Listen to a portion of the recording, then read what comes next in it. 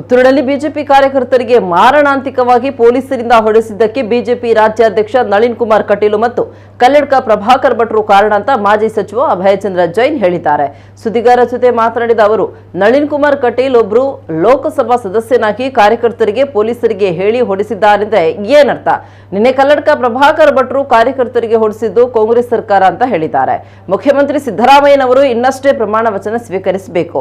ಕಾಂಗ್ರೆಸ್ ಸರ್ಕಾರ ಇನ್ನೂ ಅಸ್ತಿತ್ವಕ್ಕೆ ಬಂದಿಲ್ಲ. ಉಸ್ತುವಾರಿ ಮುಖ್ಯಮಂತ್ರಿಯಾಗಿ ಬೊಮ್ಮಾಯಿಯವರೇ ಇದ್ದಾರೆ. ಆದರೆ ಭಟ್ರು ಕಾಂಗ್ರೆಸ್ ಮೇಲೆ ಗೂಬೆ ಕೂರಿಸಿದ್ದಾರೆ. ಸಂಸದ ನಳಿನ್ ಕುಮಾರ್ ಮತ್ತು ಕಲ್ಲಡ್ಕ ಪ್ರಭಾಕರ್ ಭಟ್ರು ಇನ್ಫ್ಲೂಯೆನ್ಸ್ ಮಾಡಿ ಪೊಲೀಸರ ಮೂಲಕ ಹೊಡೆಸಿದ್ದಾರೆ ಅಂತ ಅಭಯಚಂದ್ರ ಜೈನ್ ನುಡಿದಿದ್ದಾರೆ. ಕಾರ್ಯಕರ್ತರಿಗೆ ಸಾಯುವ ಹಾಗೆ ಹೊಡೆಸಿದ್ದಾರೆಂದ್ರೆ ಇವರಿಗೆ ಮಾನವೀಯತೆ ಇದೆಯೇ ಅಂತ ಪ್ರಶ್ನಿಸಿದ್ರು. ದಕ್ಷಿಣ ಕನ್ನಡ ಜಿಲ್ಲೆಯಲ್ಲಿ ಪಕ್ಷದಲ್ಲಿ ಬಲಿಷ್ಠ ನಾಯಕತ್ವದ ಕೊರತೆ ಇದೆ. ಬಿಜೆಪಿಯವರು ದೇವರ ಹೆಸರಿನಲ್ಲಿ ರಾಜಕೀಯ ಮಾಡಿದ್ರಿಂದ ನಾವು ಸೋತಿದ್ದೇವೆ.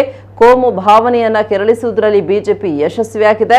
ರಾಜ್ಯದಲ್ಲಿ ಕಾಂಗ್ರೆಸ್ಗೆ ಜನಮತ ನೀಡಿದ್ದಾರೆ. ಒಳ್ಳೆಯ ಸರ್ಕಾರ ಬಂದಿದೆ, ಒಳ್ಳೆಯ ಆಡಳಿತ ನೀಡ್ತೇವೆ ಅಂತ ಹೇಳಿದ್ರು. ನಮ್ಮ ಸರ್ಕಾರದಿಂದ ಇನ್ನೂ ಅತ್ಯುತ್ತಮವಾದ ಜನಪರ ಯೋಜನೆಗಳನ್ನ ನಾವು ಜಾರಿಗೆ ತರಲಿದ್ದೇವೆ. ಈಗಾಗಲೇ ಪ್ರಣಾಳಿಕೆಯಲ್ಲಿ ನೀಡಿದ ಭರವಸೆಗಳನ್ನ ಕೂಡ ಈಡೇರಿಸುವ ಹೊಣೆಗಾರಿಕೆ ನಮಗೆ ಇದೆ ಅಂತ ಜೈನ್ ನುಡಿದ್ರು. ಈ ಜಿಲ್ಲೆ ಹಿಂದುತ್ವದ ಅಲೆ, ಇಲ್ಲಿ ದೇವರನ್ನೇ ತೋರಿಸುವುದು. ದೇವರನ್ನು ತೋರಿಸಿ ಅದನ್ನು ತಪ್ಪು ಅಂತ ಹೇಳೋದಿಲ್ಲ. ಆದರೆ ಅವ್ರ ಹತ್ರ ಬೇರೆ ಏನೂ ಇಲ್ಲ. ಇವತ್ತು ನಾನು ಹೇಳಿದೆ, ಸಾಧನೆಗಳನ್ನು ಹೇಳಿದೆ, ಕಾಂಗ್ರೆಸ್ ಪಕ್ಷ ಏನೆಲ್ಲ ಮಾಡಿದೆ ಅಂತ. ಬಿ ಜೆ ಪಿಯವರು ತೋರಿಸ್ಬೇಕು ಅವರು ಏನು ಮಾಡಿದ್ದಾರೆ ಅಂತ. ಅವರು ಏನೂ ಮಾಡೋದಿಲ್ಲ. ಬರೀ ಹಿಂದೂಗಳು ಹಿಂದೂಯೇತರರು ಹಿಂದೂಗಳು ಅದನ್ನೇ ತೋರಿಸಿ ಅವರು ಮತವನ್ನು ಪಡೆಯುವಂಥ ಕೆಲಸ ಮಾಡಿದ್ದಾರೆ. ಹೆಚ್ಚು ಸಮಯ ಇದು ನಡೆಯುವುದಿಲ್ಲ. ಹಿಂದಿನ ಪರಿಸ್ಥಿತಿ ಅವರಿಗೆ ಪುನಃ ಹೋಗ್ತದೆ. 2 ಸೀಟು, ಪಾರ್ಲಿಮೆಂಟ್ನಲ್ಲಿ 2 ಸೀಟು, ವಿಧಾನಸಭೆಯಲ್ಲಿ ಕೂಡ 2 ಸೀಟಿಗೆ ಹೋದವರು ಅದು ಮುಂದಿನ ದಿನಗಳಲ್ಲಿ ಆ ಮಟ್ಟಕ್ಕೆ ಅವರು ಖಂಡಿತವಾಗಿ ತಲುಪ್ತಾರೆ. ನಾನು ಕೊಡಲಿಲ್ಲ ಅಂತ ಹೇಳಲಿಲ್ಲ, ಕೊಟ್ಟಿದ್ದಾರೆ. ಯಾವುದರ ಮೇಲೆ ಕೊಟ್ಟಿದ್ದಾರೆ?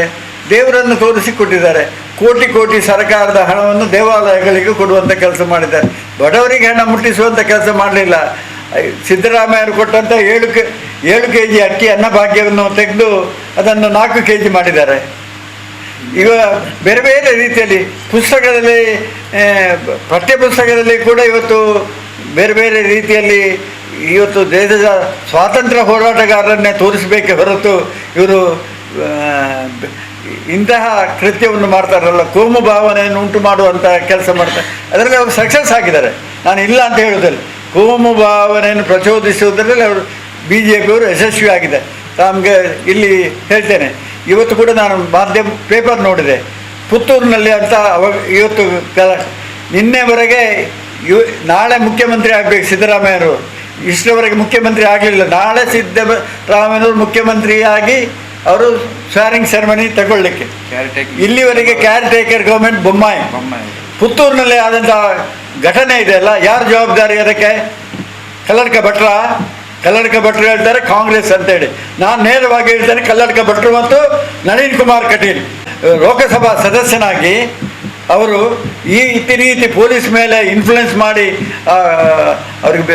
ಅವರು ಸಾಯುವ ಹಾಗೆ ಹೊಡಿಸ್ತಾರಲ್ಲ, ಇವರಿಗೆ ಮಾನವೀಯತೆ ಉಂಟಾ?